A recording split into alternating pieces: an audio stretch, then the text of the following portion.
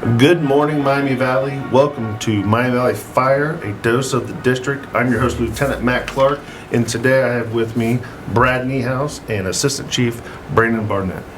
Good morning. Good morning. Well, I appreciate you guys coming in today. This is a pretty important subject across the police and fire service. Brad, tell me a little bit about yourself. Firefighter, paramedic Brad Niehaus. I came to Miami Valley Fire about 2.5 years ago or so. I've been in the fire service total probably 20 years. Worked for various departments down south in Hamilton, Warren County, Claremont County, and then came up here. Very good. Chief? Yeah, so 30-year veteran of the fire service, really student more than a veteran. Every day is a learning day. But anyways, started as a volunteer firefighter in a little town just north of Dayton called Phillipsburg. Worked as a paramedic with Trotwood Rescue for a little while. Got hired at the Trotwood Fire Department back in 1999. Left Trotwood Fire Department as second in command or deputy chief there in 2022. And then I came to Miami Valley Fire District as a fire chief, actually, February of 2022. And then I left that position or devoted myself in April of this year. And now I'm the Assistant Chief of Administration. Well, great. Well, I'm super glad to have you guys here today. Again, I'm Lieutenant Matt Clark. I have about 25 years in the fire service. I spent my first 22 years in Beaver Creek Township Fire Department in Greene County. And about 2 years ago, I lateraled down here to the district and kind of where we're at. When I was in Beaver Creek in 2015, I was approached by a guy named firefighter, paramedic, Tom Grismer, and we had talked about starting a peer support team up in Beaver Creek. And I really didn't know what it was, but I knew that we needed to be able to reach out to our fellow firefighters in need. You know, the job's a pretty stressful job. There are certain calls that most people don't see. You know, as first responders, we see a lot of things in this line that the normal people, the general population, don't necessarily see. So we had to figure out in 2015 what we wanted to do, and the IFF was putting together a peer support program, and we decided to go on to take the class, and we've been peer supporters ever since. And then when I came to the district in, 2022, Elizabeth Zink and Brad were starting a peer support team, and I kind of brought what I had learned from Beaver Creek and assisted with them getting this team rolling. And so we've had a team here for about 2 years, which is great, and it's been utilized. You know, I'm probably utilized a half dozen to a dozen times a year, which is wonderful. Brad, tell me a little bit about why you wanted to join the peer support team. Yeah, so about 5 years ago, I went through a really, really nasty divorce. And honestly, going through all that, if it wasn't for the firehouse and the folks at the firehouse, I probably would have had even more of a rough time. Even though I was going and seeing a counselor and everything else, there was just something about being able to go to work and talk to those guys that just made all the difference in the world. You know, family can support you, friends can support you, but there's just something about that second family at the firehouse that just seemed to really help. Yeah, exactly. And I'm not sure if they don't know how to support us is the right words, but it's a different support that we receive from home. And the whole peer support program is, I've seen this traumatic event myself, and I've dealt with it differently than maybe you have dealt with it. And that's kind of how we lean on each other. And like, Matt, how did you deal with this certain situation? Well, this is what I did.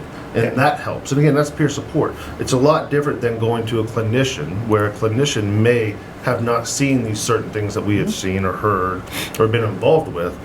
Our first step as peer supporters is really just to give back how we dealt with that certain situation. Sure.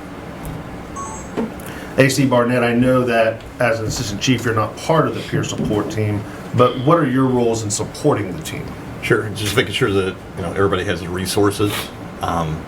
Really training, just making sure that everybody, because it's not just the peer support team, it's really all of our officers, all of our firefighters recognizing that somebody's struggling, they're having a problem, right? Has there been a change in their attitude, their clothing? Do they look disheveled? Sure. Just keeping up with them, right? So making sure that everybody's again, they're trained and they understand. They're looking for the signs, if there is a sign or there's some kind of a problem. And really supporting the peer support team, that we recognize that it's important. You know, when I got into the fire service, again, 30 years ago, it wasn't manly, it wasn't heroic to say you had a problem, Sure. right? And to say that it's changed and it's a great thing is beyond belief. You know, The stigma was bad. oh, it was horrible. You know, it was almost like you were weak. 100%. And, you know, and I fell into that trap, right? You know, before I left Trotwood, I had a conversation with who's now the fire chief. You know, great guy, and we used to sit out there, and we had some people that were struggling. And I looked at him and said, "Man, have we really become weak as a fire service?" You know, and we contemplated that, and I started thinking to myself, we actually had that conversation. You know, no, it's a different generation. Number one.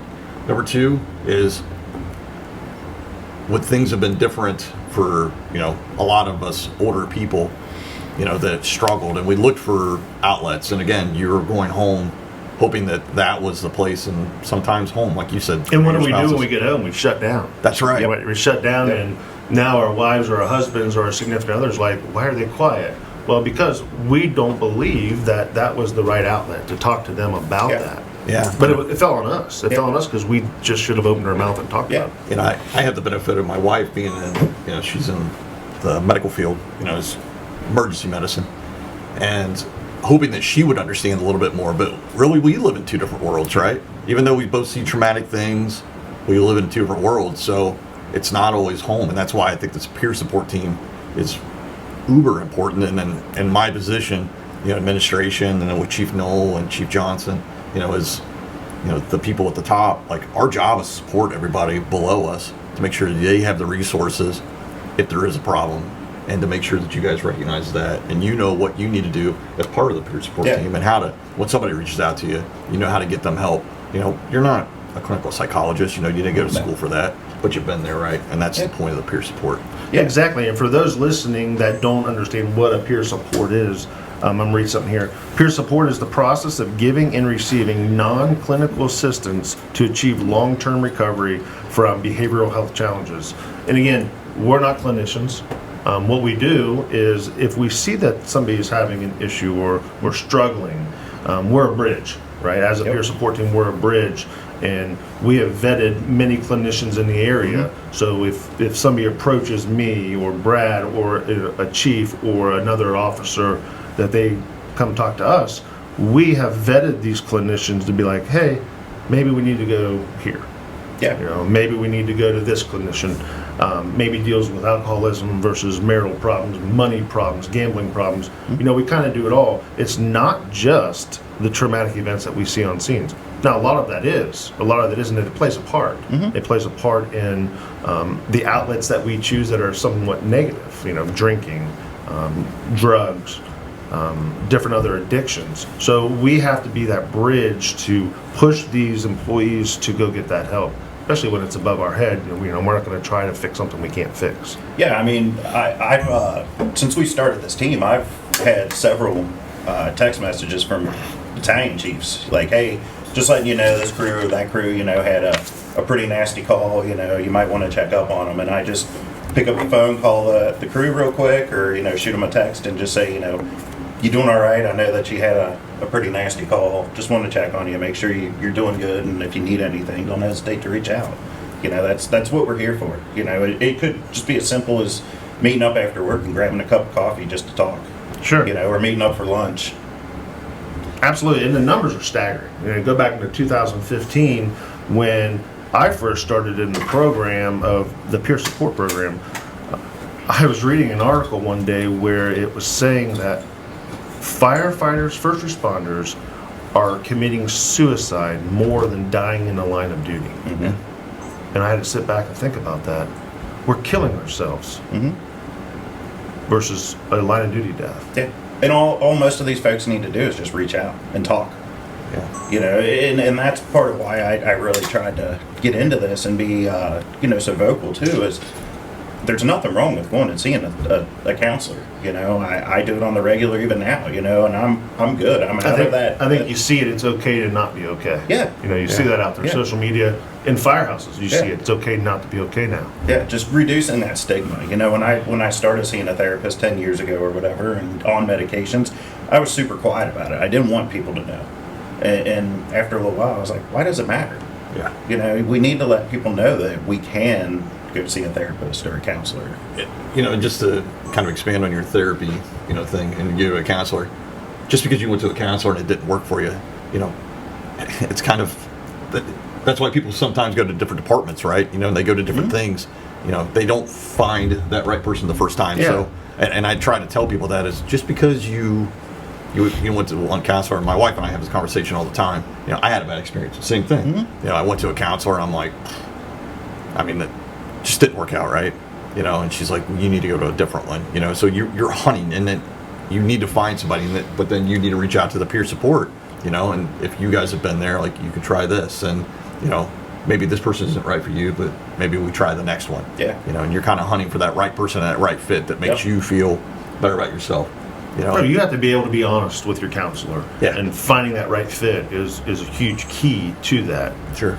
Again, that's why we go and we vet many counselors. I mean, we've probably have vetted over a dozen different counselors in the area that we can say, hey, this is a male counselor that deals with this issue. Yep. Another number I want to throw out there that's unbelievable is 1 in 3 first responders have PTSD diagnosis versus 1 in 5 Gen Pop Yeah. have PTSD diagnosis. So it's there, and I think we've turned a shoulder for so long on our first responders, on mental health. Mental health is huge, especially in the first responder field. And I know in the Gen Pop too it is as well. But when we made this peer support team, we gave that promise to our other employees, our coworkers, that if there's something that we can do on or off duty, this is our phone number. Yep. And it's placed in every firehouse, in the bathrooms, Yep. on the fridges, in the bays, and it has phone numbers of the peer supporters for the district that if you need to reach out and call, we said as peer supporters, it is okay, call us. Yep. And we can meet you for coffee, we can meet you for just a walk, a talk. Yep. But we have dedicated that part of our lives to our brothers and sisters in the fire service, that we want to be here to help you because we need to lower these numbers. I mean, these numbers of suicide, and like I was mentioning before, 47% of first responders have ideations of suicide versus 6 to 14% of the Gen Pop. Yeah. 19% of first responders have a plan to harm themselves versus 4% of the general population. And 16% of first responders have attempted suicide. That number is outrageous. Yeah. And until we can, as a community, as society, can knock that stigma of mental health, I see those numbers rising. Yep. And so it's our job to get out and teach and educate the people about the mental health issue in first responders. Yeah, and we did that last year. We, you know, here at the district, we had a clinician come out and kind of do an intro to mental health. You know, I think she called it Mental Health 101, actually. You know, and it was, I watched some of the guys walk in, you know, stonewalled, arms crossed, you know, very, you know, I'm not going to participate. And by the end of the training, they loved it. You know, they were super interactive. They loved Almost having, relieved. Yeah. There was some relief Yeah. on people's faces, like, oh, it's okay to not be okay. It was actually very cool to watch the change in some of those folks, you know, and how they changed. You could watch just in that hour and a half training, you know, the whole change in their thought process. And with speaking mental of the health. training, our goal here at the district is to get some type of mental health training quarterly. Yeah. You know, we do a lot of EMS training, a lot of fire training, but you have to start adding mental health training. We do. Again. Anything else to finish up here, Chief? No, I mean, I think you guys have hit the nail on the head. You know, with your comment, it's okay not to be okay. You know, and I think, again, it's our job. You know, obviously you recognize that. I recognize that. Is that we have to make sure that people understand that they can come to us, right?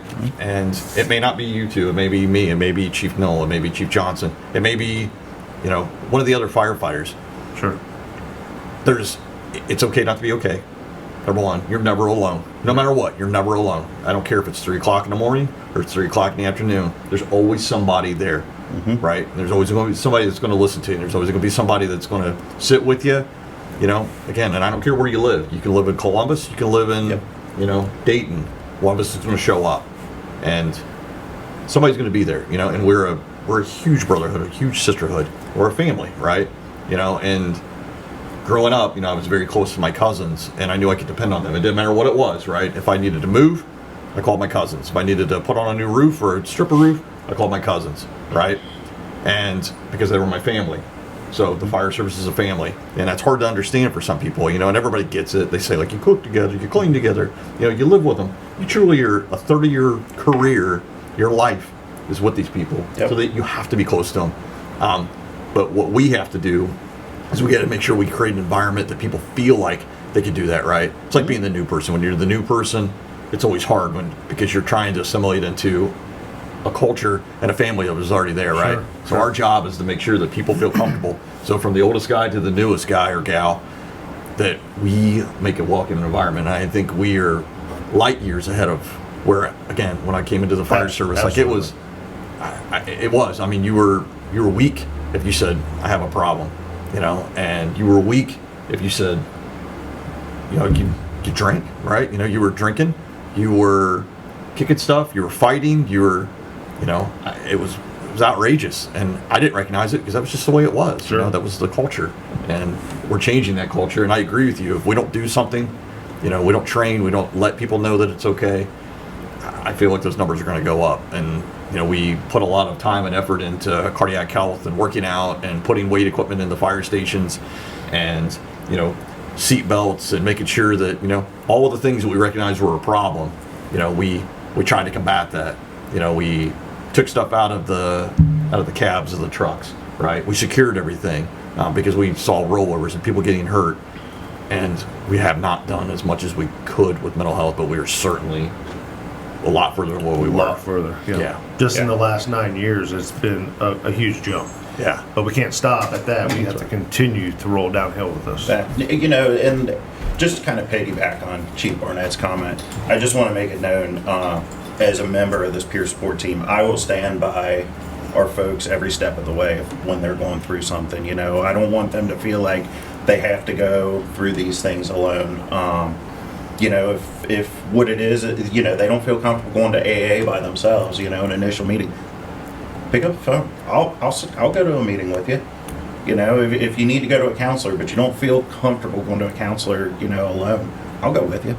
I don't care where you live. I'll go with you. And that's what the peer support team's about, is being right alongside of those folks and helping them through whatever issues they're dealing with. I would say probably over 50% of the time, the number one skill as peer supporters can have that we can have is the listening skill. Mm-hmm. Sometimes people just want to be heard. Sit down, talk, tell me your feelings, and by being receptive to what they're talking about, can handle a lot of these issues that our brothers and sisters are dealing with. Yeah, if it gets to the point to where we as peer supporters cannot assist them anymore, our last job is to lead them to that clinician, that bridge. Well, I was going to just piggyback a little bit, and I think one of the things I think probably a lot of people go through is that's the privacy, right? Sure. People are embarrassed. They're embarrassed to say, I got a problem. Whether it's a drinking problem, it's a gambling problem, it's financial problems, marital problems. Trauma it's on just the scene. Yeah. Trauma on scene. It's, everybody else was hooting and hollering, and you're having a hard time, but you feel like you're weak, right? So then they feel like if they tell you, then you're going to tell somebody else, and then before long, man, everybody's going to know. So I want to be assured that that's what, if you come to the peer support, like, it's between you, right? And so, you may ask, can I help you, or, can we tell somebody else, or I'll go with you to, But at the end of the day, like, it truly is a privacy thing. Chief, that's a wonderful point. I actually forgot to mention that. And one of our top, I don't know, goals. Not It's even almost a goals. foundational. The foundation of peer support Yeah. itself is confidentiality. Yeah. And there's things that I've been told over my 7 to 8 years on peer support that that other peer supporters don't even know. And that's how it should be, because until we can break the stigma, and again, one of the reasons is you're weak, you can't do the job, or the confidentiality side of it, well, if I tell you what's wrong with me, then everybody else in the department is going to look down on me and maybe they're going to think I'm weak. Now, you come talk to peer support, our number one thing is confidentiality. Now, where that could break is if I have to go above to get you that help. And where we go together to a clinician that that I've vetted, or we have vetted as a peer support team, that's when the confidentiality, and it's not really breaking that, it's just letting this clinician know that I am done everything I can do as peer support, and I believe this is the next step. But again, the person has to want that also. Yep. And the biggest step is approachment, approaching the peer support team, approaching a fellow firefighter and saying, yeah, you have that problem. Yeah. Or an issue. I don't like to say the word problem, but it's an issue. I agree. Again, I wanted to thank you guys both for coming in this morning. Again, this is a pretty huge subject in my eyes, and I know you two as well. Yes. I think we need to continue our boots on the ground with this, and mental health is a huge part, and continue to vet clinicians and continue to educate our brothers and sisters. I know there's district teams, I know there's Ohio teams, there's federal teams, but the teams that mean the most are your local teams, because you work with those other employees, and you see how they normally act. And if you see a change in their behavior, it's okay to step up and be like, hey, I've seen this change in you over the last couple of days or weeks. What's going on? Yeah. And that's okay. Yeah. Or if you don't feel comfortable approaching that person, just reach out to one of the peer support team members and, let them know that you're concerned about one of your brothers or sisters. We'll reach out and just make sure everything's going okay. Yep. Again, I thank you both for coming. Brad Niehaus, Brandon Barnett, I appreciate you both. I wanted to thank you all for joining us this morning. This is a pretty hot topic around the fire service and first responders. This has been a Dose of the District. We're out.